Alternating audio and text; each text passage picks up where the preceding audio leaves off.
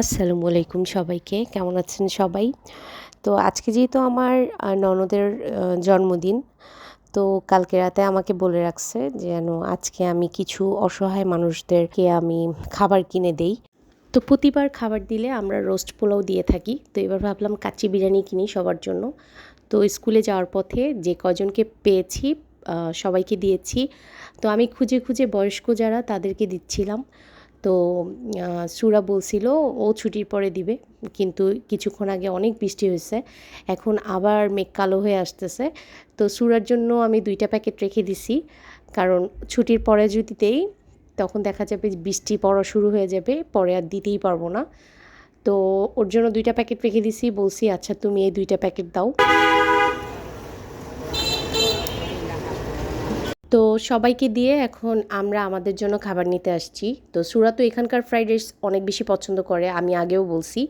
তো তাকে বলছি তুমি তেহারি খাবা, কাচ্চি খাবা নাকি ফ্রাইড রাইস খাবা? ও বলছে যে ও ফ্রাইড রাইসই খাবে। তো আমরা ফ্রাইড রাইস নিয়ে গেলাম আমাদের 3 জনের জন্য।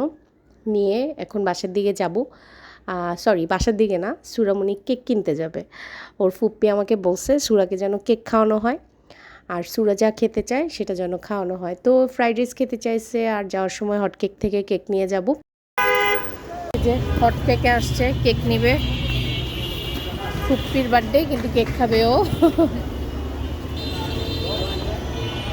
নাও ভাই, এটা একটা দেন। গোল ছোট কেক নাই না? হ্যাঁ ওই যে ওইটা। হ্যাঁ, আর কি নিবে এখানে? এইগুলা না সুরা, এগুলোর ভিতরে কিছু না, উপরে জাস্ট ক্রিম থাকে। ক্রিম আচ্ছা তুমি আমি এটা খাবো না যেটা না না, এগুলো নিছিলাম না রে। এটা কেটে খেলে বেশি মজা। তো কেক নিলাম আর এই চকলেট মাফিনটা নিলাম।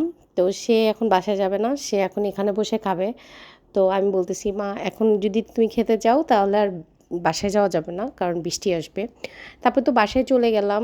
ঠিকই ঠিকই আমরা বাসায় যাওয়ার ঠিক 10 মিনিটের পরে খুব জোরে বৃষ্টি নামছে। তো এখন বাসার দিকে যাচ্ছি। তো আজ এ পর্যন্তই। সবাই ভালো থাকবেন, সুস্থ থাকবেন। আমার ননদের জন্য দোয়া করবেন, আমাদের সবার জন্য দোয়া করবেন। সবাইকে আল্লাহ হাফেজ।